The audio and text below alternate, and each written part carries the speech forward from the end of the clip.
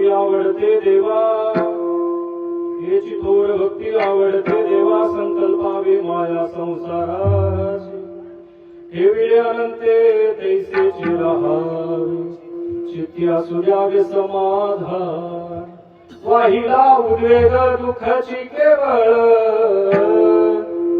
वाहिला उद्वेग दुःखाची केवळ, भोगणे ते फळ संचितास, ठेविले अनंते तैसेची राहावे, चित्ती असू द्यावे समाधान, तुका म्हणे घालू तयावरी भार, वाहू हा संसार देवा पायी, ठेविले अनंते तैसेची राहावे, चित्ती असू द्यावे समाधान, घ्यावी घ्यावी माझी सेवा,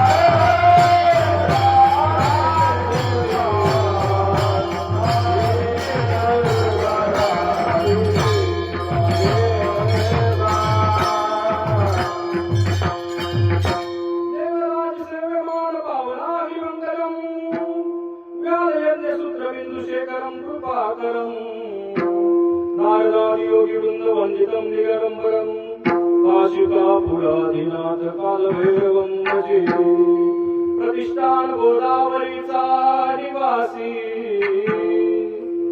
असा भक्त जो आवडे श्री हरीसी तया कविता थोर आल्हाद चित्ता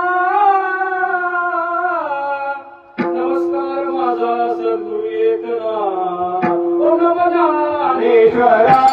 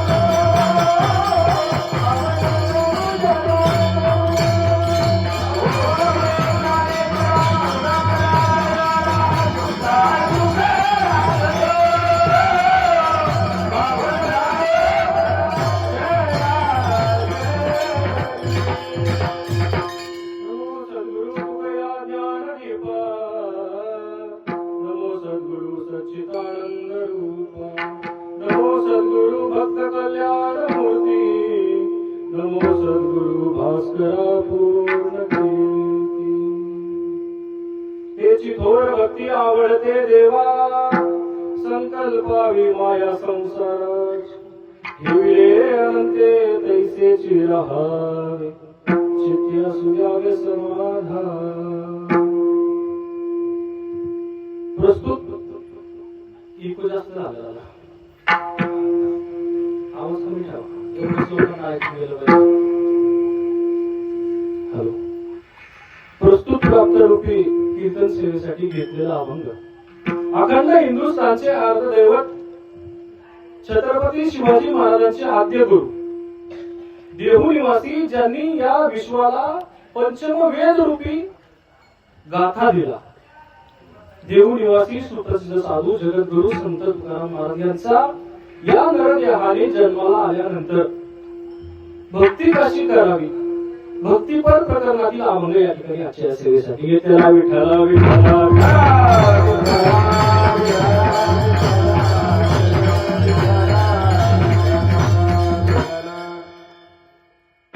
अभंगाला कीर्तन सेवेला प्रारंभ करण्यापूर्वी थोडासा परिहार द्यायचा असा. मंचर जवळ असलेलं हे कामठेमळा गावच ना मळा कामठेमळा पिंपळगावचा कामठेमळा आणि त्या कामठेमळ्यामध्ये गेली 40 वर्ष अविरत सुरू असलेला अखंड हरिनाम सप्ताह 3 तप पूर्ण होऊन 4थ्या तपाकडे वाटचाल करतोय. 3 तप मध्ये 36 वर्ष झाली आता 41 वर्ष मध्ये 4थ्या तपाकडे तुमचं त्या ठिकाणी पलायन सुरू आहे. आणि ओम चैतन्य कार्यकथांची त्या ठिकाणी ही दिव्य स्वरूपाची मूर्ती पाहिली ना महाराज. खरंच बाकीच्या गावांमध्ये तुमच्यापेक्षा जास्त संपत्ती असेल पण तुमच्या गावाला सगळ्यात म्हणजे तुमचं पूर्वजन्मीचं भाग्य म्हणावं लागेल महाराज. या गावामध्ये तुमचा जन्म झाला.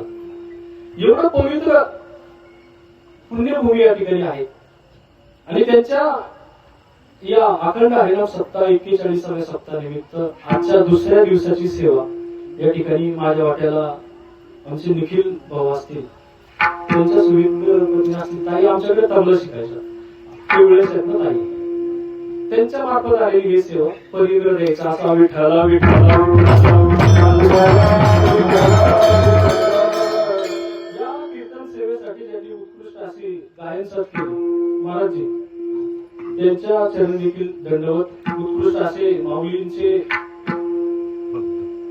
धारकरी वारकरी पण आणि धारकरी पण. धारकऱ्यांची पण गरज आहे आणि वारकऱ्यांची पण गरज आहे.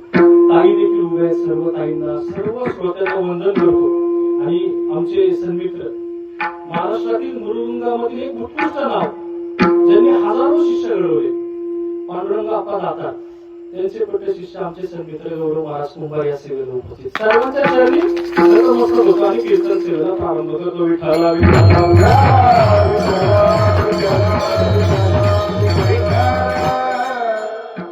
जगद्गुरु संत तुकाराम महाराजांनी प्रस्तुत अभंगामध्ये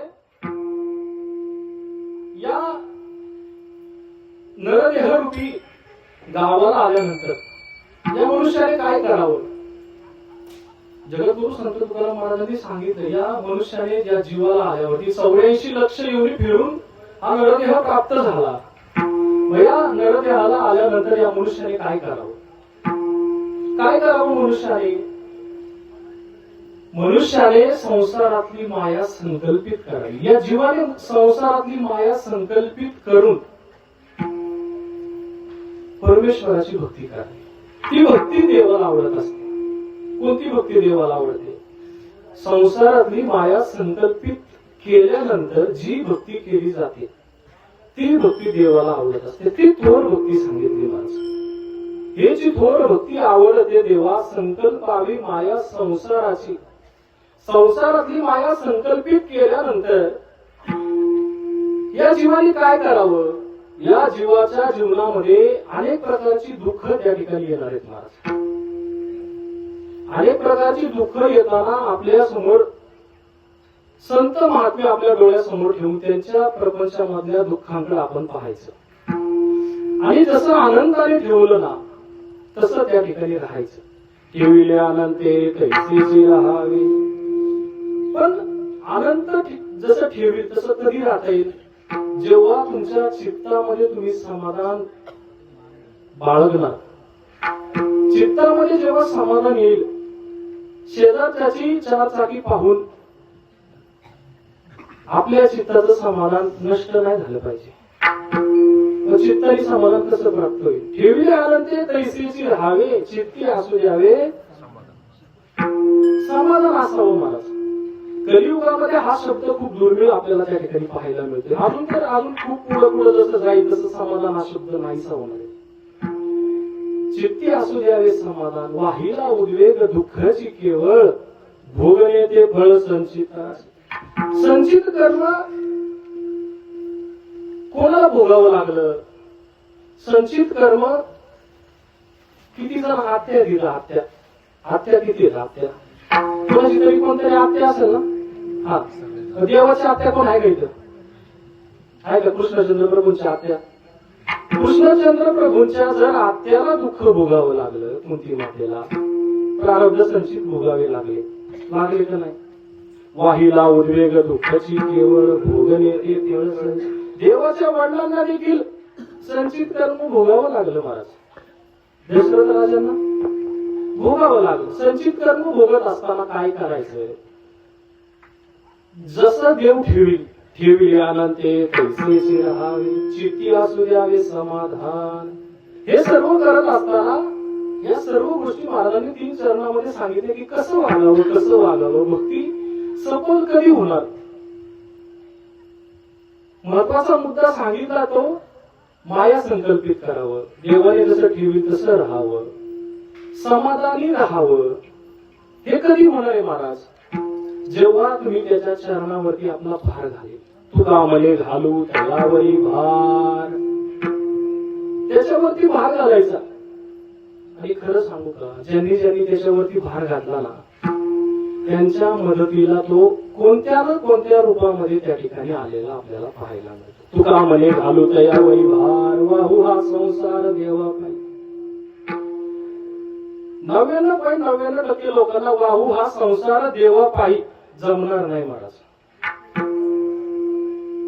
पण वानप्रस्थ असताना नंतर एक वय मर्यादा तुमच्या आली ना, की त्या वय मर्यादेनंतर तरी नामस्मरणाकडे माणसाने गेलं पाहिजे महाराज.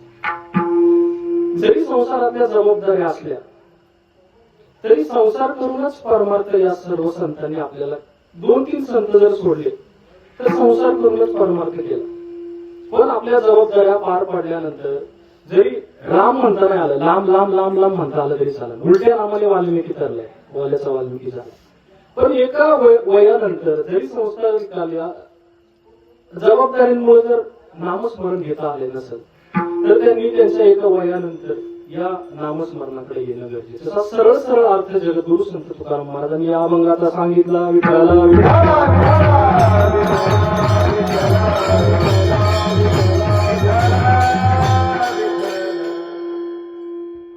अभंगावर थोडस प्रतिपादन करण्यापूर्वी जो अभंग घेतलाय असे तीक्ष्ण श्रोते मी माझे 49वे कीर्तने पहिल्यांदाच पाहिलेत. माझ तीक्ष्ण श्रोते पाहिले पहिल्यांदाच. का डोळे असे एकदम कान करून ऐकणारे, शेवटच्या बाबांपर्यंत सगळीकडे बघतायत. नाही हे बाळ आहेत ना, मग खिशातली बाळ ती कीर्तन ऐकून येत नाही. ही पहिली बाळ इकडे रडत होती, आता ती पुरुषांकडे रडायला लागली. ही बाळ पण इकडे एकदम शांततेत ऐकतायत. अभंगाला प्रारंभ करण्यापूर्वी तुमच्या गावाचं अहभाग्य की तुम्हाला चैतन्य प्रभू कानिपनाथजींचं त्या ठिकाणी भक्ती करायला मिळते महाराज. खूप कमी गावांचं प्रारब्ध आहे. मला आता सांगण्यात आलं की बडे बाबा मशिंद्रनाथजी आणि ओम चैतन्य कानिपनाथ बाबांचं या ठिकाणी प्रदक्षिणा झालेली आहे, जाणं येणं झालेलं आहे या भागामध्ये. ही भूमी का सुजलम सुफलम आहे. पुण्यामध्ये असं पाहायलाच मिळत नाही महाराज. जसं ह्या जंगलाच्या इकडून आलं ना तशी हिरवळ ही बागायत पाहून आमच्या आजोबांचे त्यांचे दिवस आठवले. आमच्याकडे सिमेंटची जंगल झाली पण माणसं समाधानी झाली आणि तुमच्याकडे मातीचं आहे ना त्यामुळे तुम्ही समाधानी आहेत आणि आज समाधानीच राहणार. मातीची इमान राखणारी माणसं समाधानी राहत आहेत. ज्या माणसांनी मातीशी इमान राखलं ना ती माणसांच्या चेहऱ्यावरचं समाधान काही वेगळंच आहे. ती एक प्रकारची भक्ती सांगितली ना. मातीमध्ये बीज पेरून त्या बीजाची वाट पाहणं. बीज पेरणं म्हणजे काय? बीज पेरणं म्हणजे त्या बीजामधून आपल्याला येणाऱ्या फळाकडे आपण जास्त पाहत नाही. कधी पाहतो? शेवटच्या टप्प्यामध्ये त्या फळाकडे पाहतो. पण त्या बीजाची काळजी घेणारा सर्व कामठे मला सर्वत्र शेती सुजलम सुफलम बाबांची कृपा आहे. ज्या भागामध्ये बाबांचं येणं झालं त्या भागावरती अशी सदैव कृपा बाबांची राहणार. नाथ भक्ती ही श्रेष्ठ भक्ती आणि नाथांचा जन्म हा झालाय कशासाठी? नाथांचे अवतार झाले कशासाठी? सांगितलं जातं 4 धामापैकी एक द्वारका धाम सांगितलं. द्वारकेमध्ये प्रभू श्रीकृष्ण चिंतेमध्ये बसलेले होते. खूप चिंताग्रस्त होते प्रभू श्रीकृष्ण. कोण? प्रभू श्रीकृष्ण. प्रभू श्रीकृष्ण चिंतेमध्ये का होते? की भक्तीचं महात्म्य कमी व्हायला लागलं. भक्तीचं महात्म्य कमी व्हायला लागलं. धर्म संकटामध्ये आला. साधूला गाणी आली. त्या ठिकाणी साधूवरती संकट आलं. करायचं काय? चिंताग्रस्त असताना त्या ठिकाणी नवनारायणांना त्या ठिकाणी श्रीकृष्ण प्रभूंनी बोलवलं. बरं का? कोणाला बोलवलं? नवनारायण. नवनारायणांची त्या ठिकाणी राजदरबारामध्ये राजमहालामध्ये बैठक झाली. महाराज गुप्त बैठक नाही झाली. हल्ली जशा होत्या तशा गुप्त बैठकी तशी नाही झाली. बैठक झाली आणि त्या बैठकीमध्ये सांगितलं गेलं की हे नवनारायण, हे भक्तीचं महात्म्य कमी होत चाललंय. जसा देवानी अवतार घेतला. देवानी का अवतार घेतला? यदा यदा धर्मस्य ग्लानिर्भवति अभिप्राणम धर्मस्य तदात्मानं सृजाम्यहं परित्राणाय साधूनां विनाशाय च दुष्कृता धर्म संस्थापनार्थाय संभवामि युगे युगे. ज्यावेळी साधू संकटात असतो, गोमाता संकटात असते. पण नवनारायणांचा अवतार तो भक्तीचं महात्म्य कमी होत चाललं होतं आणि इथून पुढच्या सर्व युगांना या भक्तीचं महात्म्य त्या ठिकाणी कळालं पाहिजे. त्यामुळं नवनारायण त्या ठिकाणी पुढे जाऊन नवनाथ रूपाने त्या ठिकाणी प्रगट होतो. कोणी सांगितलं होतं? द्वारकेमध्ये श्रीकृष्णांनी सांगितलं होतं की कवी नारायणांना कोण व्हायचंय, प्रबुद्ध नारायणांना पुढे जाऊन कोण व्हायचंय. त्यावेळी सांगितलेली ही गोष्ट त्यानंतर पुढे घडत गेलं महाराज. तसा हा नवरात्र संप्रदाय हा हरिपाठाच्या अभंगामध्ये आपण म्हणतो आदिनाथ गुरु सकळ सिद्धांचा मत्स्येंद्र तयाचा मुख्य शिष्य. कोण हा महत्वाचा उच्चस्थानी? आदिनाथ गुरु. आदिनाथ म्हणजे शिव. गुरुचरित्र ग्रंथामध्ये त्या ठिकाणी नवनाथ संप्रदायाच्या 2 भ्रांती त्या ठिकाणी सांगितल्या जातात. एक महाराष्ट्र मानतो ती गुरुचरित्र आणि दलीच्या मध्ये आखाड्यामध्ये मांडली जाते ती एक परंपरा त्या ठिकाणी सांगितली गेली. दलीच्या मध्ये उत्तर भारतामध्ये नवनाथ महाराजांची परंपरा त्या ठिकाणी सांगितली की मत्स्येंद्रनाथांचा जन्म हा भगवान शिवांपासून त्या ठिकाणी आहे. कसा? शिवांपासून कसा? आपण हे नवनाथ या ठिकाणी मानतोच. नवनाथ भक्तिसार हा ग्रंथ नरहरी माधव धुंडीसूत यांनी लिहिला. तो ग्रंथ पूजनीय महाराज. पण दलीचा असा सांगतो की मत्स्येंद्रनाथांना उपदेश हा शिवाचाच आहे. पहिला उपदेश शिवाचा आहे. तो कुठे घडला, कसा घडला? अभंगाकडे यायचं मला. पण मला जेवढं नाथ परंपरेविषयी थोडं माहिती आहे ते 5 ते 10 मिनिटांमध्ये तुम्हाला सांगतो. मी अभंगाकडे वळायचं. मत्स्येंद्रनाथांना अनुग्रह कुठे घडला? ज्यावेळी पार्वती माता आणि शंकर प्रभू एकांतात बसलेले असताना पार्वती मातेने शंकर प्रभूंना विचारलं, हे प्रभू, तुम्ही जो मंत्र जपताना तो मंत्र मला तुम्ही सांगा. तुम्ही जो मंत्र जपता तो मंत्र तुम्ही मला सांगा. सांगा म्हटले मंत्र कोणता. त्यावेळी महादेव शंकरजी प्रभू म्हटले, हा मंत्र मी तुला इथे सांगू शकत नाही, त्याला एकांत पाहिजे महाराज. एकांतामध्ये तो मंत्र मी तुला सांगतो. त्यावेळी नंदींना बोलून शंकर प्रभू आणि पार्वती माता हे हिमालयावरती गेले. हिमालयावरती गेल्यावरती पार्वती मातांना उपदेश करण्यासाठी शंकर प्रभू आणि पार्वती माता गेले. त्यावेळी तिकडे उपरिचर वसूंचं तेज त्या यमुनेच्या पाण्यामध्ये, त्या यमुना गंगेमध्ये त्या ठिकाणी पडले. उपरिचर वसूंचं तेज, आणि ते तेज एका मत्स्याने त्या ठिकाणी प्राशन केलं महाराज. ते तेज प्राशन केलं, ते मत्स्याने केलं. अंगावर काटा आला महाराज. मत्स्याने प्राशन केलं. आणि इकडे शंकर प्रभू आणि पार्वती माता त्या ठिकाणी शंकर प्रभू पार्वती मातेंना अनुग्रह देणार, अनुग्रहाचा मंत्र देणार. तिकडे त्या माशाच्या पोटामध्ये त्या ठिकाणी ते अंडज वाढायला लागले. माशाला काही दिवसांनी वेदना सुरू झाल्या. मग ते अंडज त्या माशाने त्या नदीच्या तीरावरती त्या ठिकाणी ते सोडलं महाराज. आणि इकडं अनुग्रह चालू होता तो पार्वती मातेंना. कोणाचा चालू होता? शिवांचा. शिवांनी पार्वती मातेंना अनुग्रह केला. आणि त्यावेळी पार्वती मातेंना संबोधलं गेलं उदयनाथ. कोण? उदयनाथ. आणि हा अनुग्रह सांगत असताना पार्वती मातेंना मूर्छा आली. आणि हा अनुग्रह अजून एक जण ऐकत होते. ते कोण ऐकत होते? त्या तीरावरती त्या अंडजामध्ये मत्स्येंद्रनाथ हुंकार भरत होते महाराज आदिनाथांना. कोण हुंकार भरते? त्यावेळी आदिनाथांनी पाहिलं हुंकार येतोय त्या अंडजामधून येतोय. त्यावेळी मत्स्येंद्रनाथ त्या ठिकाणी दिसले. आदिनाथांना मत्स्येंद्रनाथ दिसले. आणि त्यावेळी आदिनाथांनी शिवांनी सांगितलंय मत्स्येंद्रनाथांना, हे मत्स्येंद्रा, तुम्ही बद्रिकाश्रमी जा. कुठं जा? बद्रिकाश्रमी. आणि मी दत्तात्रयाच्या रूपामध्ये त्या ठिकाणी त्या बद्रिकाश्रमी येईल. आणि दत्तात्रयाच्या रूपामध्ये येऊन तुम्हाला उपदेश करी. ही अशी कथा आहे त्या ठिकाणी. विठ्ठला विठ्ठला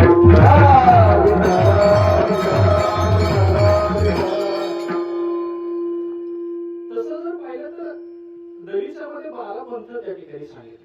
सतनाथी सांगितले, रामनाथी सांगितले. ते 12 प्रकारचे पंथ त्या ठिकाणी सांगितले. रामनाथी म्हणजे रामचंद्र प्रभूंनी देखील. मग उपदेश कसा? नाथ संप्रदायाचा उपदेश कसा? नाथ संप्रदायाचा उपदेश आदिनाथ गुरु सकळ सिद्धांचा मत्स्येंद्रतायाचा मुख्य शिष्य मच्छिंद्राने बोध. आपण काय करतो? 21 मिनिटांमध्ये घड्याळ लावून हरिपाठ उडवतोय.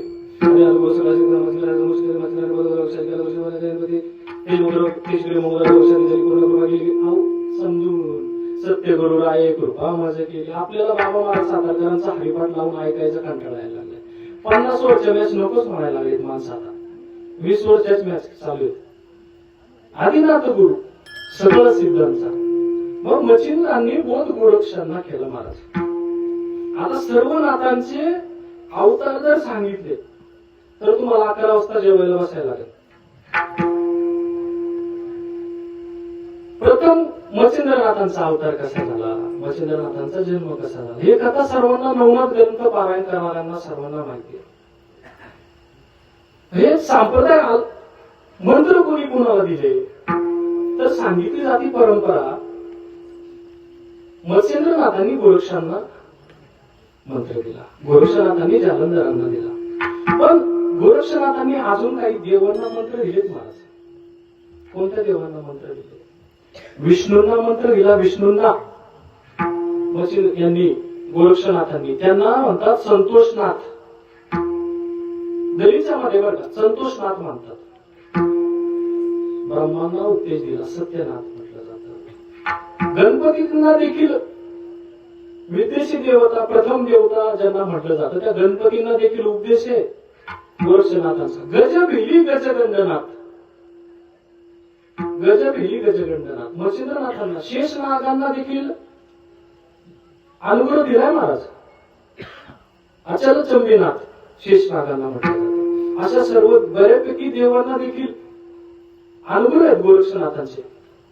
कधी जर तुम्ही गेले ना, म्हणजे जातात सगळे, मडीला जातच असाल, पण मडीच्या मंदिरामधून बाहेर आल्यानंतर शेजारी विष्णूंची मूर्ती आहे बघा, अतिशय तेजोमय ती विष्णूंची मूर्ती त्या ठिकाणी पाहायला मिळते. मग असा अनुग्रह त्या ठिकाणी आला. मग हा अनुग्रह येत असताना या नाथांनी शाबरी मंत्रेचा देखील, शाबरी विद्येचा देखील त्या ठिकाणी मच्छिंद्रनाथांनी शाबरी विद्या देखील प्रकट करून घेतली महाराज. शाबरी विद्या प्रकट करत असताना मच्छिंद्रनाथांना सांगण्यात आलं की सप्तशृंगी मातेचं दर्शन त्या ठिकाणी तुम्ही घ्या, तिला शरण जा. त्यावेळी मच्छिंद्रनाथांनी सप्तशृंगी गडावरती जाऊन तिची आराधना केली. सप्तशृंगी माता प्रसन्न होऊन सप्तशृंगी मातेने सांगितल्याप्रमाणे मच्छिंद्रनाथाने त्या देवांना सर्वांना, शंकिनी, डंकिनी, भैरव आदी देवांना सर्वांना प्रसन्न घेऊन करून नंतर ती शाबरी विद्या त्या ठिकाणी सांगितली गेली महाराज. त्यामध्ये त्या शाबरी विद्या प्रकट करत असताना आदिशक्ती सप्तशृंगी मातेचा, आईचा आपल्या मुलावरती जसा हात असतो ना, तसा आदिशक्ती त्या ठिकाणी सप्तशृंगी मातेचा हात मच्छिंद्रावरती होता. अशी नाथ परंपरा सांगितली. ही वारकरी संप्रदाय परंपरा कुठून? नाथांपासूनच. त्याच अभंगामध्ये गैनी प्रसादे निवृत्तीदाता, गैनी प्रसादे निवृत्तीदाता, ज्ञानदेवासार, ही एक परंपरा आली. दुसरी परंपरा जगद्गुरु संत तुकाराम महाराजांची, बाबाजी चैतन्य, सत्यगुरु राय कृपा मजरेली परिणाई गडली, बाबाजी आपले मंत्र दिलाराम, ही एक परंपरा. किती झाल्या? नामदेवरायांची परंपरा कोणाची? नामदेवरायांची परंपरा, नामदेवरायांचे गुरु कोण? विसोबा खेचर. विसोबा खेचरांचे गुरु कोण? माऊलींचीच परंपरा. माऊलींची परंपरा नाथाची, नामदेवरायांची परंपरा देखील नाथांची. संत शिरोमणी ज्यांच्या घरी चक्र पाणी अनेक वर्ष पाणी भरलं असे नामदेव महाराज, सकल संतांमधील राजा, एक नाथ महाराज. त्या नाथ महाराजांची परंपरा देखील नाथ परंपरा. दत्तात्रय, जनी जनार्दन आणि एका जनार्दन, अशा ह्या परंपरा, सर्व परंपरा उत्पन्न झाल्या, उत्पत्ती झाली ती नाथ परंपरेपासून झाली. विठ्ठला विठ्ठला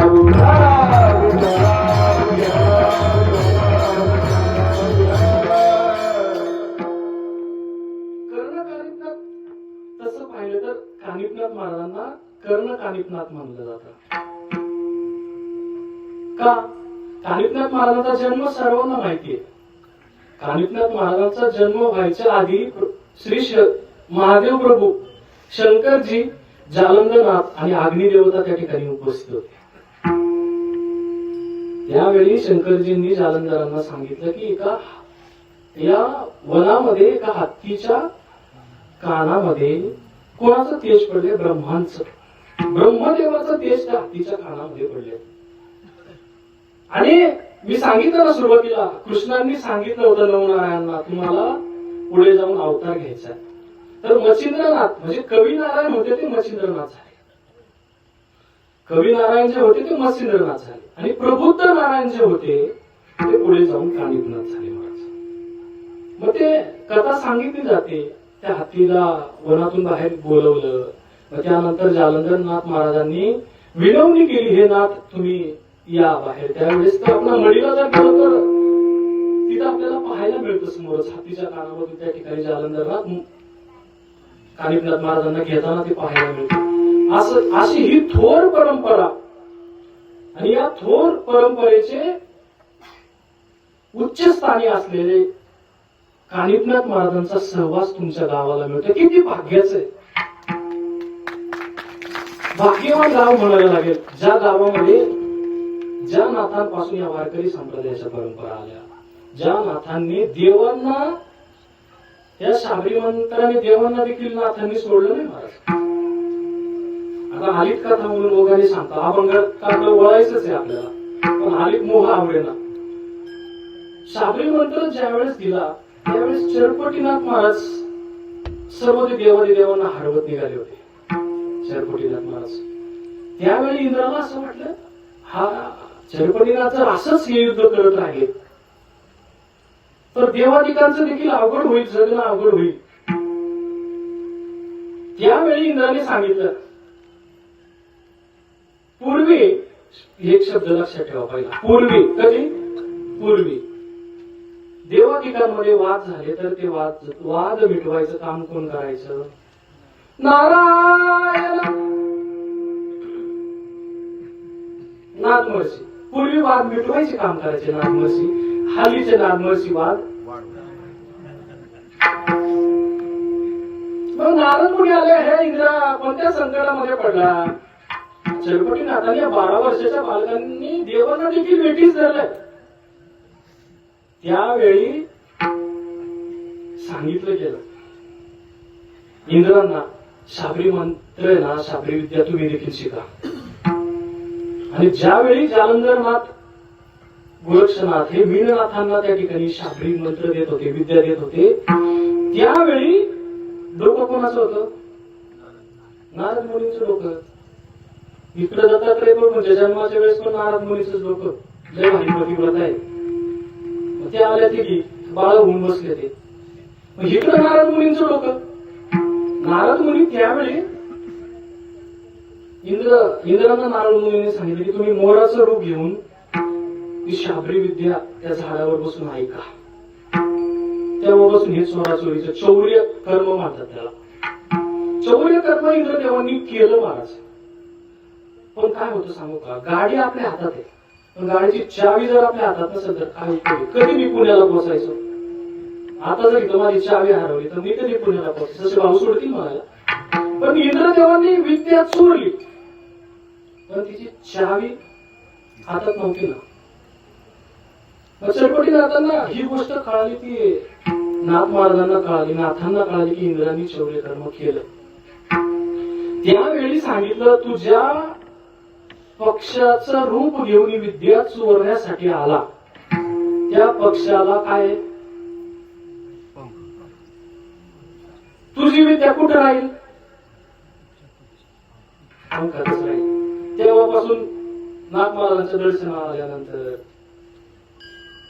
पंख लावतात ना, पाडले लावतात ना, तेव्हापासून मग ती इंद्रदेवांची विद्या त्या पंखात आहे महाराज, अशी सांगितली जाते. मग कानिपनाथाला मडीगडावरती गेल्यावरती सगळंच नाथ परंपरा सांगून घेतो 2 मिनिटांमध्ये. कानिपनाथाला गेल्यानंतर, मडीला गेल्यानंतर कानिपनाथ मडीला कसे आले? त्यानंतर पवनागिरी नदीच्या तीरावरती शिवशंकरांच्या मंदिरामध्ये कानिपनाथ महाराज राहिले. मच्छिंद्रनाथ देखील तिथे राहिले. पण नंतर मच्छिंद्रनाथांना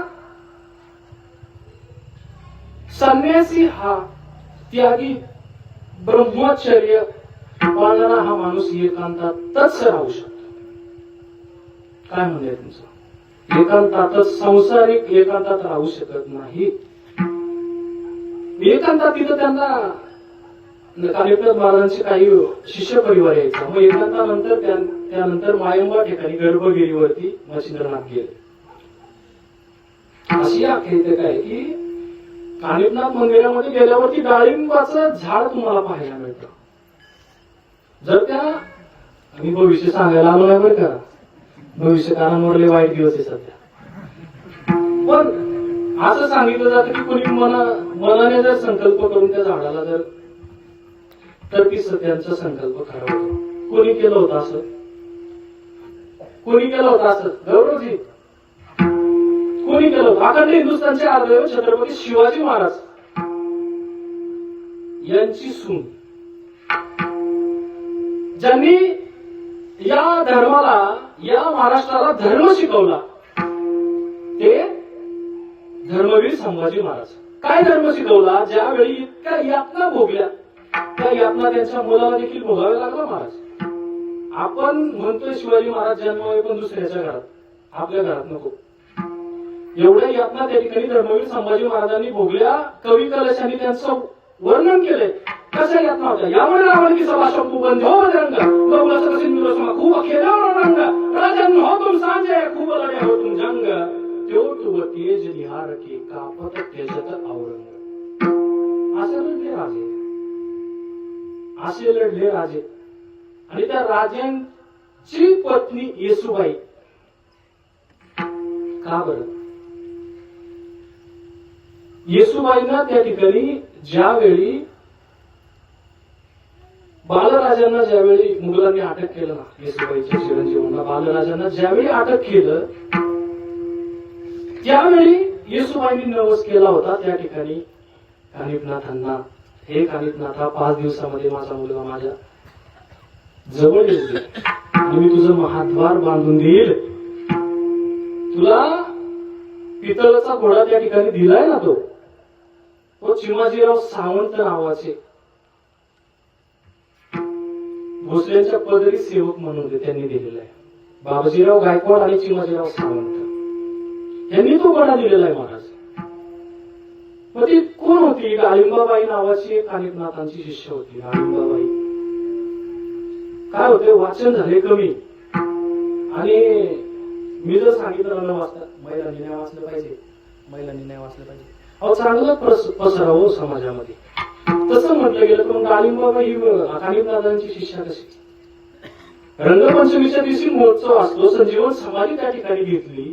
त्या दिवशी प्रसन्न होऊन गाळिंबाबाईला वर दिलाय, हे गाळिंबाबाई तुझ्या जागी त्या ठिकाणी आहे त्या जागी डाळिंबाचं झाड उगल आणि जो निष्ठेने प्रेमाने अर्थ हाकेने त्या ठिकाणी तुला धावा करेल, माझा धावा करेल, त्याचं संकट तू दूर करायचंय. विठ्ठला विठ्ठला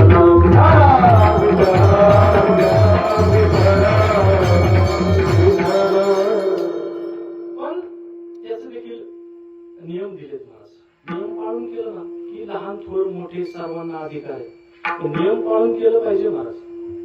नवनाथ पारायण मी माझे मोठेपणा सांगायलाच नाही आलो. 80 वर्षापूर्वी माझ्या गावामध्ये ब्रह्मीभूत विठोबानाथ महाराज आडिवरकर बाबांनी संजीवन समाधी घेतलेली आणि त्यांची सेवा दत्तगुरूंच देवस्थानी गाव माझ्या घरी. जर कधी आले तर दर्शनाला या. 80 वर्षानंतर आम्ही समाधी आता जीर्णोद्धारासाठी खोलली होती. साधूंचा कसा अधिकार असतो, साधूंचा काय अधिकार असतो, आमच्या आजोबांच्या काळामध्ये ती समाधी खोलली होती. त्यानंतर आम्ही जीर्णोद्धार करण्यासाठी खोलली. 80 वर्षानंतर बाबांच्या अंगावरचा कपडा हाही असा होता. किती वर्षानंतर आपलं कॉटन फुल गॅरंटी 1 वर्षात खराब होते. बाबांच्या समोरची ज्ञानेश्वरी अजूनही जशीच्या तशी आहे महाराज.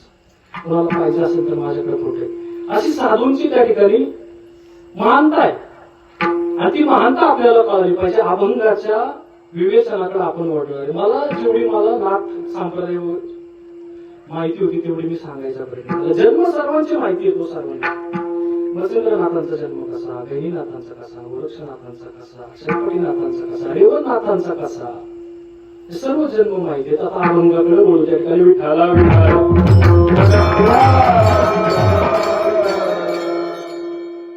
जगद्गुरु संत तुकाराम महाराजांनी या अभंगामध्ये हे जी थोड भक्ती आवडते, देवा संकल्पावी माया संसाराची, संसारातली माया संकल्पित करावी. कधी संकल्पित होईल संसारातली माया? या जीवाला जन्माला येण्यापूर्वी या जीवाला दुःख चालू होत आहे. दुःख कधी? जन्माला येण्यापूर्वी. सांगितलं ना, नाकी तोंडी कुर्मी किडे, गर्भवतीचे दुःख गाढे, 9 मास कष्टलासी, 10व्याने प्रसूत झाली, येताच कर्मजात तुझी नाळ अडकली. तिथून दुःख चालू होत आहेत महाराज. हे दुःख चालू होत असताना जन्मल्यानंतर देखील त्या बालकाला दुःख आहेत. हे बालक हळूहळू मोठं झालं की शिक्षणाचा तर आता आई वडिलांनी एवढा तगादा लावलाय. जन्मल्या पिशवी त्याला झेपणार नाही एवढ्या मोठ्या शाळेमध्ये. काय खेळू द्या, शिकू द्या, वागू द्या त्यांना. शिक्षणाचं टेन्शन, शिक्षण पूर्ण झाल्यानंतर नोकरीचं टेन्शन, नोकरी झाल्यानंतर छोकरीचं टेन्शन, छोकरी झाल्यानंतर ती राहील का नाही ह्याचं टेन्शन, ती राहिली पोरं झाली पोरं शिकण्याचं टेन्शन. किती वय झालं? 60. किती झालं? पोरं शिकस्तोपर्यंत 60 वर्षाच्या आपण झालो. मग 60 वर्षामधलं 100 वर्षामधलं तुमचं निम्म झोपेत जाते. किती जाते झोपेत? 50. राहिले किती? आता 70च आयुष्य. तुम्ही कष्ट करताय, तुम्हाला 100 वेळ काही मातांच्या कृपेने 70च आयुष्य. आता 35 झोपेत गेलं. राहिले किती? 35. आता 5 वर्ष आयुष्य आपलं एक्स्ट्रा वाढले. कशामध्ये? मोबाईल मध्ये 5 वर्ष आपलं जाणार इकडे. काय नाही तर स्क्रोल करत बसा. 40 गेलं. राहिला किती वेळ? अल्पायुष्यमान विदेह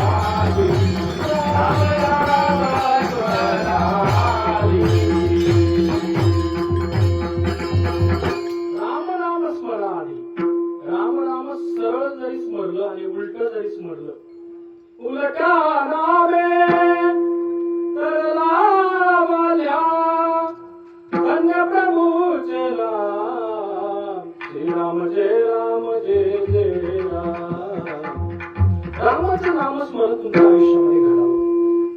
नामस्मरण घडत असताना हे संसार रूपी दुःख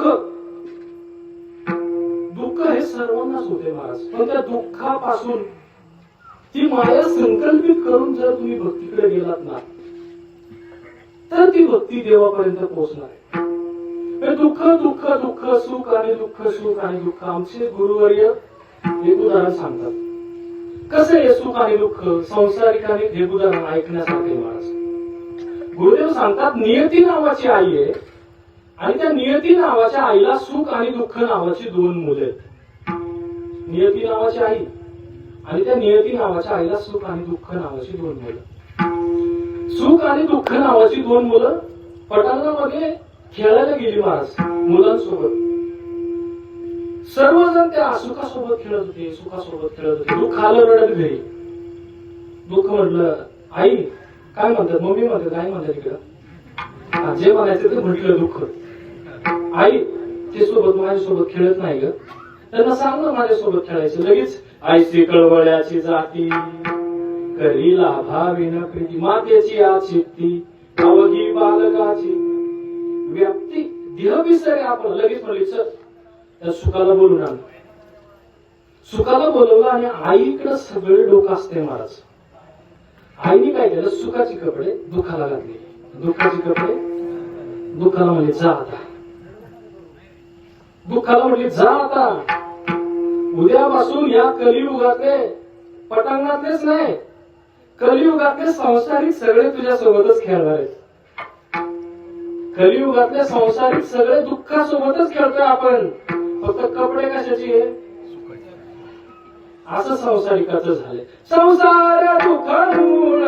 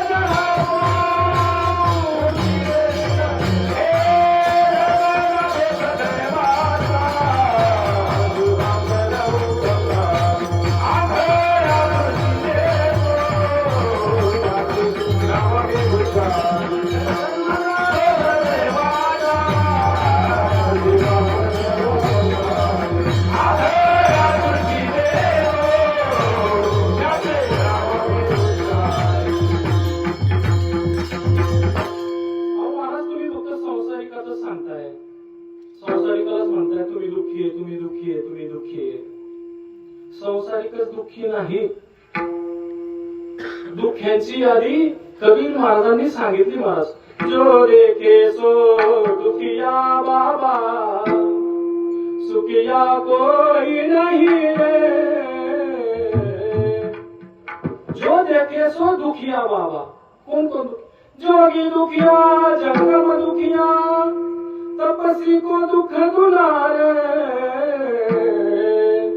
जो देखे सो दुखिया बाबा. ही दुःख्यांची यादी सांगितली. जोगी दुखिया, पुढं सांगितली राजा दुखिया, जंगम दुखिया.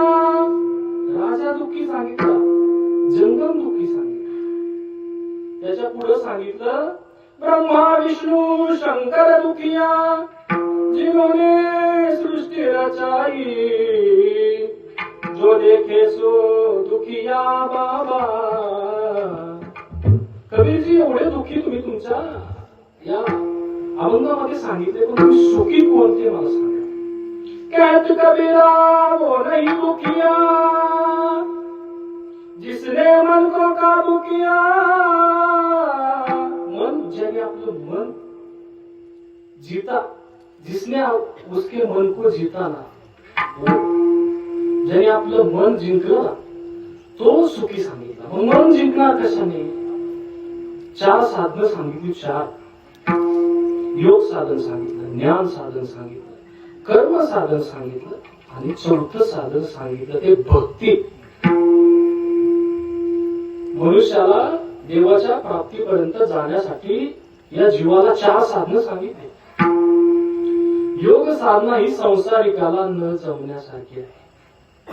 योग साधना करावी ती ब्रह्ममूर्ती संत महात्म्यांनी केली. महाराज, योग साधना, ज्ञान साधना, कर्म साधना अत्यंत सूक्ष्म सांगितलं. कर्म किती सूक्ष्म आहे, किती सूक्ष्म आहे कर्म. आमचे गुरुवर्य त्या ठिकाणी उदाहरण सांगत असतात. कर्म किती सूक्ष्म आहे. कर्म कर्म कर्म किती सूक्ष्म आहे, किती सूक्ष्म आहे. सांगतात की एका पतीची पत्नी आजारी पडली म्हटली. पतीची पत्नी, सगळे डॉक्टर केले. आई वडील आजारी पडले असते जरा कमी डॉक्टर केले असते, पण पत्नी आजारी पडल्यामुळे सगळे डॉक्टर केले. सगळे डॉक्टर केले आणि त्यावेळी सांगितलं गेलं की या गावाच्या बाहेर एक महात्मा आलाय, त्याला तुम्ही विचारा, तो दुःख निवारण करू शकतो. त्यावेळी तो पती गेला. त्या महात्म्याने सांगितलं, मी सांगतोय काय, कर्म किती सूक्ष्म, कर्म किती सूक्ष्म. महात्म्याला सांगितलं, महात्म्याने सांगितलं एक जप सांगतो, तो जप तू जपायचा. काय जप? अहम भार्या रक्षती भैरवी, अहम भार्या रक्षती भैरवी, अहम भार्या रक्षती भैरवी. जसा महात्म्याने जप सांगितलं महाराज, तसा जप सुरू केला. दिवस रात्र जप चालू केला. अहम भार्या रक्षती भैरवी, अहम भार्या रक्षती भैरवी, अहम भार्या रक्षती भैरवी. आई वडील आजारी असते तर कमी जप केला असता, पण बायको आजारी असल्यामुळे जास्त जप केला. आणि तेवढ्यात मुलगा आला. काय म्हणू आता, पप्पा म्हणू का बाबा म्हणू? म्हणला बाबा. आई उठली. म्हणला आई उठली. कशामुळे उठली? अहम भार्या म्हणजे माझी बायको, हे भैरवी माझ्या बायकोचं रक्षण कर. अहम भार्या रक्षती भैरवी. मंत्र सुरू असताना त्या रचा झाला भ. काय झाला? अहम भार्या भक्षती भैरवी, अहम भार्या भक्षती भैरवी. वर झालं. पप्पा मम्मी गेली म्हणला. कशामुळं? रच्या जागी भ झाला. एवढं कर्म त्या ठिकाणी सूक्ष्म सांगितलं. विठाला विठाला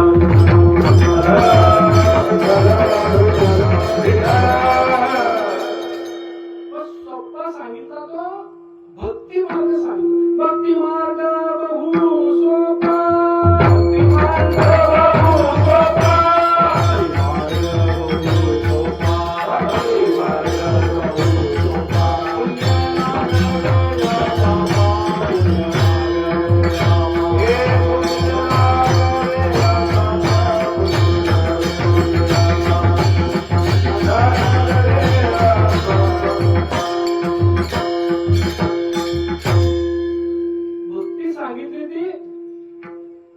प्रल्हादजींनी सांगितली ती 9 प्रकारची भक्ती. घराकडे कुणीच बघू नका. बरोबर 8:59 आणि 59 सेकंदाला कीर्तन थांबलेलं असणार. भक्ती 9 प्रकारची भक्ती सांगितली. श्रवण भक्ती, आचरण भक्ती, वंदन भक्ती, दास्य भक्ती, सख्य भक्ती, आत्मनिवेदन भक्ती, या 9 प्रकारच्या भक्ती सांगितल्या. दास्य भक्ती या भक्ती सांगितल्या. या भक्तीने काय होतं? श्रवण भक्तीने श्रवणे श्रीपती तरला भूपती, 7 दिवसा मुक्ती झाली तया. या श्रवण भक्तीने या 9 प्रकारच्या भक्ती सांगितल्या. पुढे सांगितली ती हेची थोर भक्ती. कोणती भक्ती? थोर भक्ती. सामान्य भक्ती आणि थोर भक्ती यामध्ये फरक आहे महाराज. वाक्य खूप लक्ष देऊन ऐका. सामान्य भक्ती म्हणजे काय? आपण देवासाठी रडणं ही सामान्य भक्ती झाली. आपण देवासाठी रडणं ही सामान्य भक्ती झाली. पण देवानं भक्तासाठी रडणं ही झाली थोर भक्ती. विठ्ठला विठ्ठला विठ्ठला. सामान्य भक्ती आणि थोर भक्ती यामध्ये साम्य काय महाराज? थोर भक्ती कोणी केली? थोर भक्ती केली ती अनेक भक्त सांगितले थोर भक्तीमध्ये. आता नाथजींच सांगतोय, गुरु गोरक्षनाथांनी आपल्या गुरूंना वडे आवडतात म्हणून काय काढून दिलं? ही झाली थोर भक्ती. अहो आपण आपल्या गुरुला 5 किलोमीटरवरून वडापाव आणून द्यायचो नाही. हालीची भक्ती अशी झाली. अहो माझ्या गुरुंना वडे आवडलेत, काय देऊ शकतो तू? काय देऊ शकतो? डोळा काढून दे. कशाची ही तमानं बघता खोपणीमधून डोळा काढून देतो महाराज. ही झाली थोर भक्ती. थोर भक्ती सांगितली. थोर भक्ती सांगितली ती ज्यावेळी कृष्णचंद्र प्रभू निजधामाला चालले होते, त्यावेळी कृष्णचंद्र प्रभूंसोबत होते ते उद्धवजी होते. उद्धवजी होते आणि विदुर काका तीर्थयात्रेला गेले होते महाराज. थोर भक्ती काय? थोर भक्तासाठी देव काय करतो?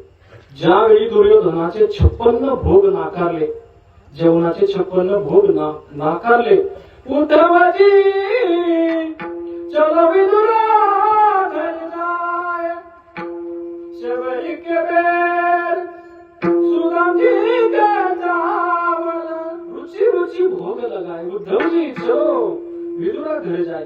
कशासाठी गेले? थोर भक्ती. पुढे गेल्यानंतर ज्यावेळी कृष्णचंद्र प्रभू निजधामाला गेले त्यावेळी उद्धवांना सांगितलं, हे उद्धवा, विदुर काका तीर्थयात्रेला गेलेत. विदुर काकांची तुझी जेव्हा भेट होईल ना, त्यावेळी विदुर काकांना सांग की ज्याने अखंड विश्वाचा जनिता निजधामाला जाताना विदुर काकांसाठी रडला होता महाराज. ही झाली थोर भक्ती. त्यानंतर उद्धवजींची आणि विदुर काकांची भेट झाली. ती वृंदावन या ठिकाणी ज्ञानबोधडी नावाचं ठिकाण सांगितलं. त्या ठिकाणी भेट झाली आणि घडलेला प्रसंग सांगितला. त्यावेळी विदुर काकांना अश्रू अनावर झाले. देव भक्तासाठी रडावा ही थोर भक्ती सांगितली. विठ्ठला विठ्ठला विठ्ठला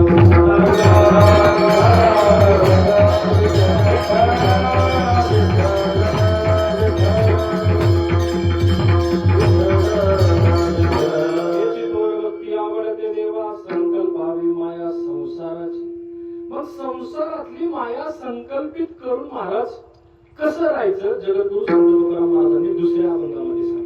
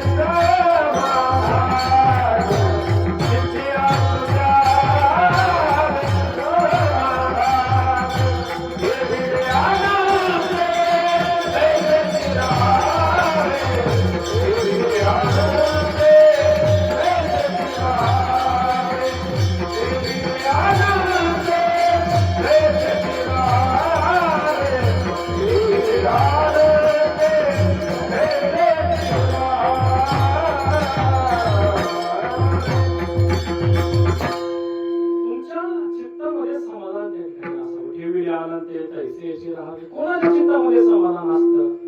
समाधान होतं जगद्गुरु संत तुकाराम महाराजांच्या चित्तामध्ये समाधान होतं. महाराज संत महात्म्याच्या चित्तांमध्ये समाधान देवाचा धावा करून करून ते समाधान त्या ठिकाणी प्राप्त झालं होतं. जगद्गुरु संत तुकाराम महाराजांना अखंड हिंदुस्थानचे आराध्य छत्रपती शिवाजी महाराजांनी सोन्याने भरलेल्या मोहरांची ताट पाठवली होती. ताट किती?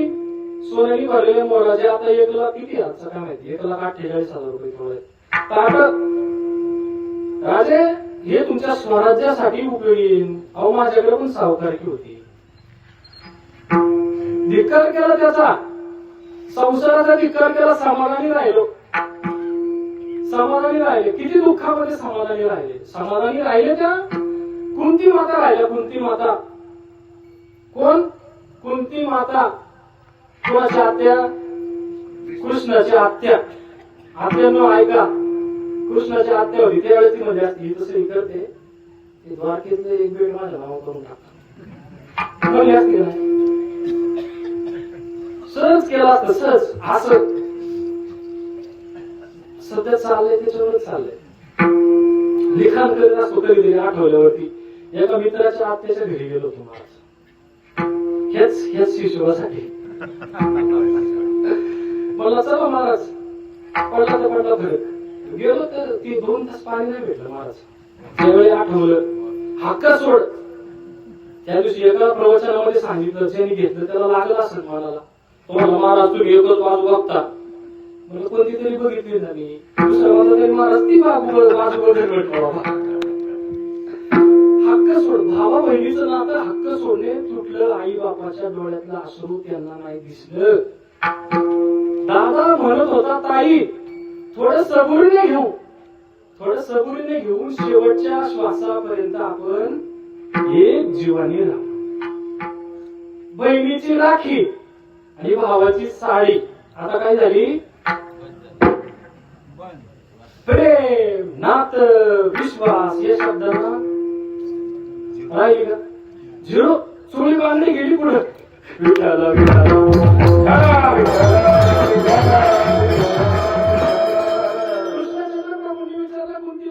कुंती माता, आई आत्या काय पाहिजे तुला?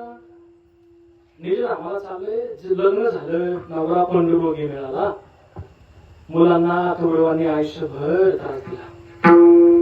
सुईवरच्या टोकावर बसणे एवढी देखील जागा त्या कौरवांनी दिली नाही. तरी देखील त्या दुःखामध्ये पंढरीश पांडुरंगाचा आठव पांडवांनी. पाहते पांडव कंड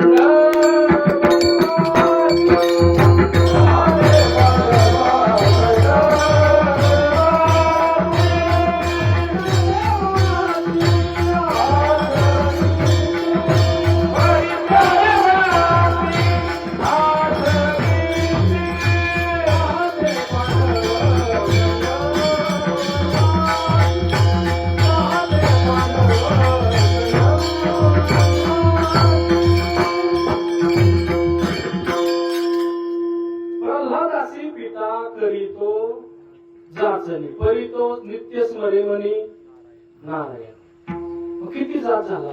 कुंती माता म्हणली, बाबा काहीच देऊ नको, काहीच देऊ नको, फुकाट सैने, फक्त आयुष्यामध्ये दुःख दे. काय दे? दुःख. दुःख आपण काय मागतोय? एकदा पाणी पाया पडल्यावर, आज नोकरी पोराला, उद्या छुकरी पोराला. दुःख दे म्हटलं. दुःख. दुःख दिलं तरच तुझा आठव आमच्या मनामध्ये राहतो. विठाला विठाला विठाला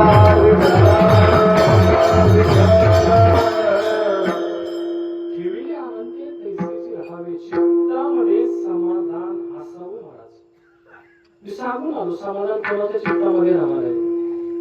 समाधान जो आपल्या चित्तामध्ये देवाचं नामस्मरण करतो, देवाचं रूप चित्तामध्ये त्या ठिकाणी साठवतो.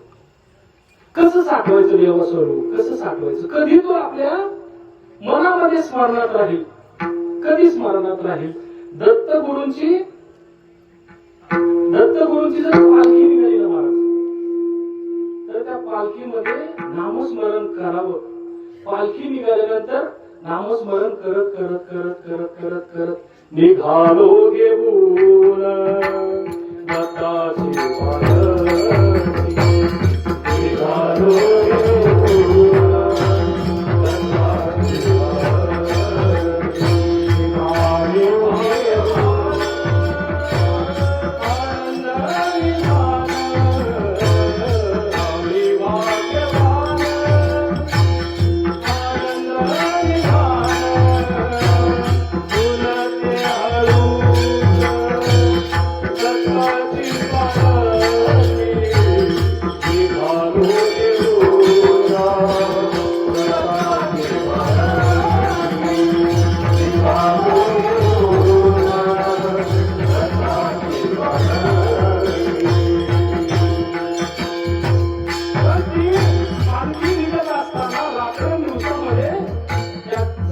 नामस्मरण चित्तामध्ये रात्रंदिवस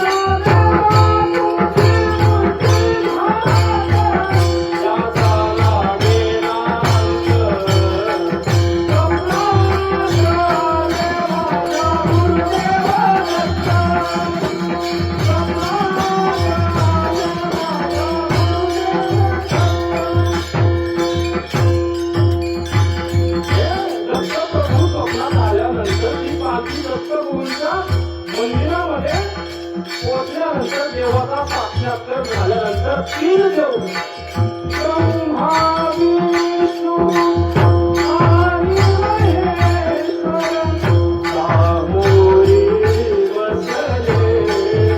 मला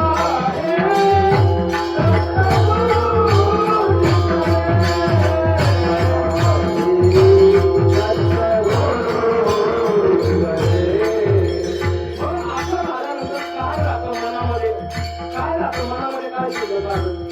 आता ते गाणं सगळीकडे चालू आहे मला, पण त्या गाण्यामध्ये भाव ओळखायचे. चिंतनाचा मोह नाही, मार्गाचे वय नाही. चिंतनाचा मोह नाही, मार्गाचे वय नाही. स्वामी शक्ती जात पाठी वेदनेचा शक्तिवाद.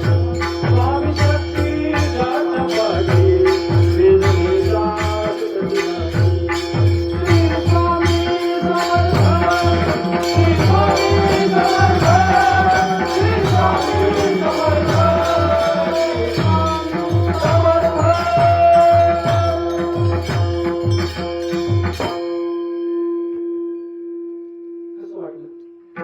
असं वाटलं जिंकण्याचा मोह नाही. गाणी फक्त ऐकायची नाही, हे आपल्या जीवनामध्ये त्याचा अवलंब करायचा. मी तुमच्या मुलासारखा आहे, पण अवलंब जिंकण्याचा मोह नाही, हारण्याचे भय नाही. समाधान चित्तामध्ये असावं. जगद्गुरु संत तुकाराम महाराज 3ऱ्या चरणामध्ये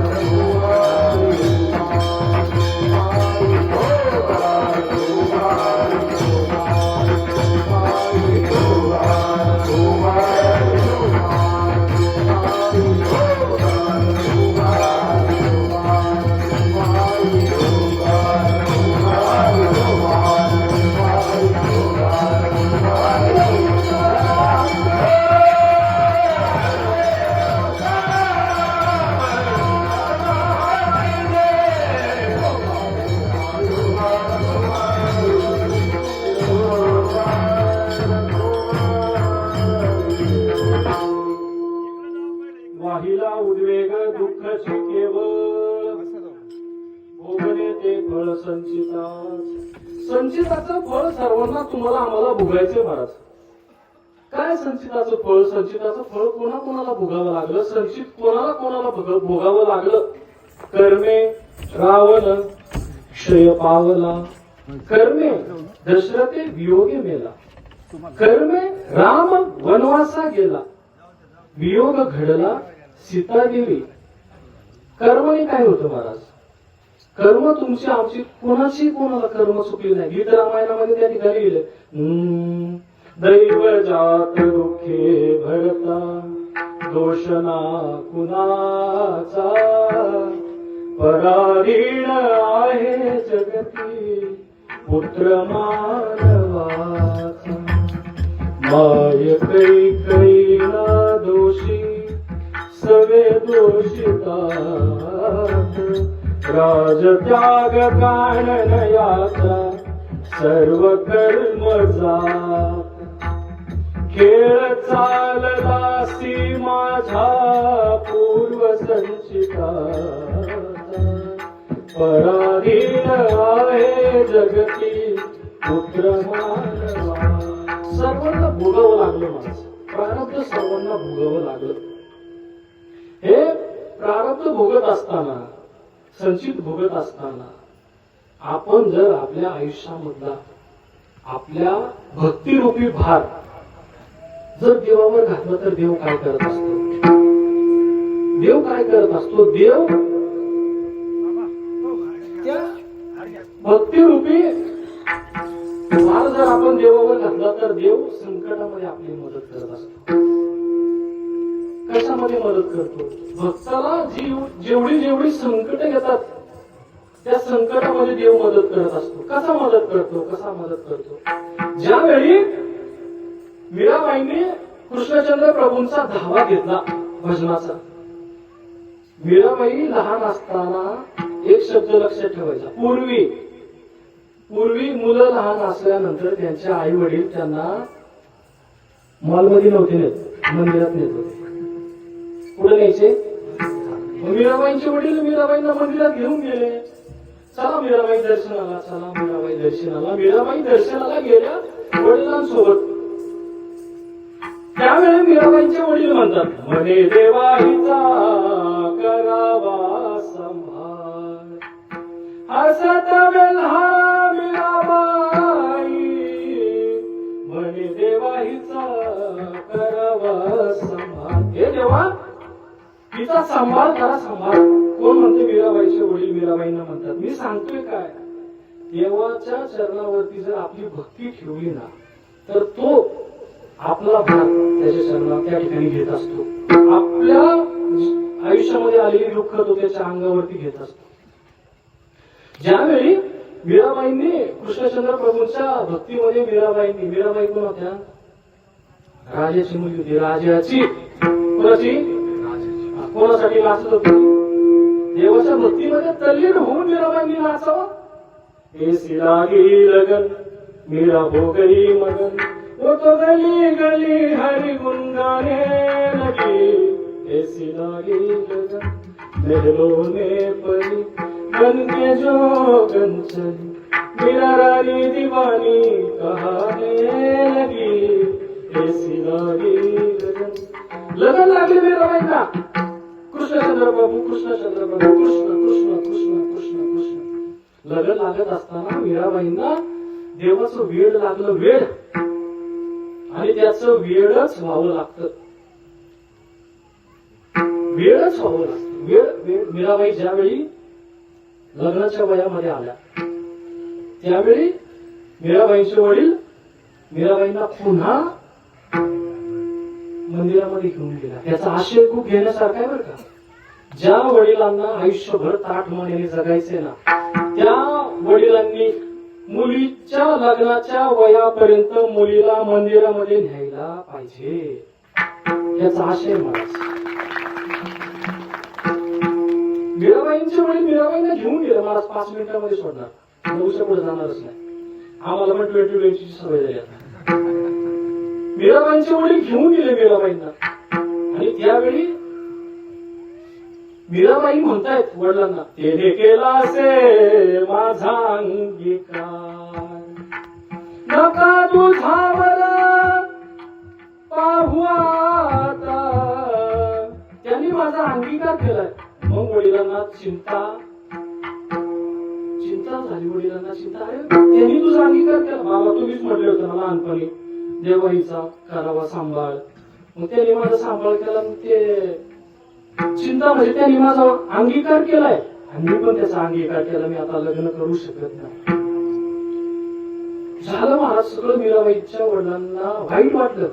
आता लग्नात आलेली मुलगी जर वडिलांना म्हटली मला लग्न करायचं नाही तर वडिलांना वाईट नाही वाटणार का? मग त्यावेळी शिक्षा चालू केली. शिक्षा रानाने विष दिया मानो अमृत पिया. रानाने विष द्यावं, वडिलांनी विष द्यावं, ते अमृत म्हणून मीराबाईंनी पियावं. देव का त्याच्या अंगावरती घेत असतो भक्ताचं. मीराबाईंनी विष प्यावं महाराज. मूर्ती झाली काळी देवाजीची. इकडं मीराबाईंनी विष प्यावं आणि तिकडं देवाची मूर्ती काळी व्हावी. एवढा देव भक्तासाठी धावून येत असतो महाराज. सांगितलं जातं असंच उदाहरण, देवाच्या चरणावरती जर तुम्ही लीन होत असाल ना तर तो तुमच्या संकटामध्ये काय उभा आहे.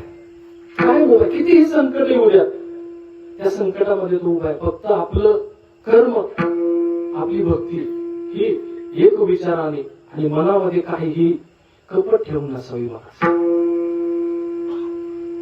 त्यावेळी दुसरा प्रसंग सांगितला जातो, ज्यावेळी कृष्णचंद्र प्रभू राधे सोबत देखी लागे माये यमुनेच्या ती. हात खांद्यावरी राधिकेचा. चर्चा कोणाची चालू होती सांगू का? मित्रवंदा, लक्ष्मणा, सत्यभामा, रुक्मिणी यांची चर्चा चालू होती महालात. कुठं? महालामध्ये चर्चा चालू. सत्यभामा आली, देखी लागे माये यमुनेच्या ती. हात खांद्यावरी. कोणत्या बायकोला सण होईल महाराज? ह्यांना नाही सण झालं.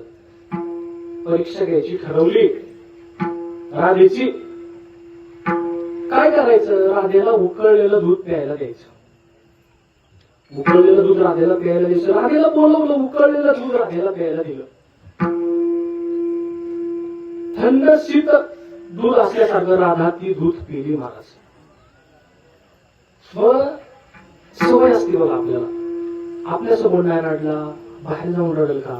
जसं राधा बाहेर पडल्या त्या चौघी पण तिच्या मागे बाहेर जाऊन रडली का काय बघावं. बाहेर जाऊन देखील राधा रडली नाही महाराज. राधा दूध पिऊन गेली उकळलेलं थंड दुधाप्रमाणे. आणि ज्यावेळी रात्री कृष्णचंद्र प्रभू घरी आले, आता एक शब्द परत लक्षात ठेवायचा आहे, पूर्वी. हा शब्द सोडायचा नाही कधीच. पूर्वी पतिदेव घरी आल्यानंतर, कोण? पतिदेव घरी आल्यानंतर पत्नीने पतिदेवाचे पाय चेपायची पद्धत होती. कधी? आता उलट झाले. पूर्वी कधी होती? म्हणजे सत्यभामा पाय चेपायला गेली कृष्णचंद्र प्रभूंचे. कृष्णचंद्र प्रभू निजले, शयन करण्यासाठी गेले. पाय पाहतात तर कृष्णचंद्र प्रभूंच्या पायांना घोगरे आले होते महाराज. तिथं पुढे आहे का कोण घोगरे आडनावाचे? पायाला असे फोड आले, फोड भाजले पाय.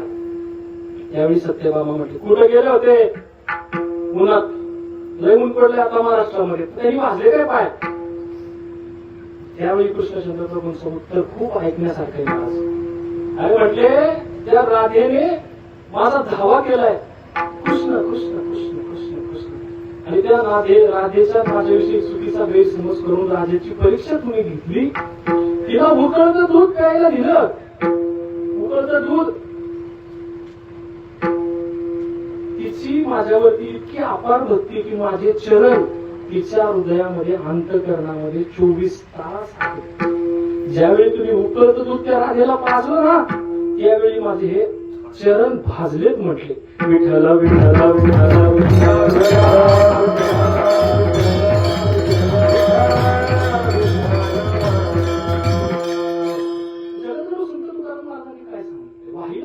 दुःखाची केवळ भोग नेते फळ संचिताचे. सर्व भोग भोगून महाराज तुम्ही फक्त आम्हाला एवढं सांगताय, प्रापंचिकाने असं वागा, प्रापंचिकाने असं वागा. पण एकच सांगतो, गरुड पुराणामध्ये आलेली गोष्ट आहे, काही जरी नाही जमलं ना, काही जरी आयुष्यामध्ये ह्याच्यावरून शिका आपण कसं जगावं. मी तुमच्या मुलासारखा आहे, पण घराच्या बाहेर पडल्यानंतर आपल्या घरापाशी जर मुंग्यांचं वारुळ असेल ना, मुंग्यांचं वारुळ, तर त्या फक्त अर्थ इथंच नाही लावायचा, अर्थ सगळीकडे आपल्या आयुष्याला लावायचा. मुंग्यांचं वारुळ जर असेल तर आपल्याला त्या वारुळावरती साखर टाकताना ना आली, साखर, तर बीसी पावडर तरी टाकावी नाही महाराज. विठ्ठला विठ्ठला त्यांचा ते कसे पण जगतील, पण बीसी टाकून आपण ते पाप आपल्या पदरामध्ये घ्यायचं. एवढं जगलं ना, एवढं जरी पाळलं ना, एवढं आपल्या आयुष्यामध्ये, तरी आपल्या जीवनाचा उद्धार झाल्याशिवाय राहणार नाही. आणि त्याचं आपला भार, प्रपंचाचा भार अख्खा त्याच्या चरणावरती व्हायचा. अभंगाचं चौकशी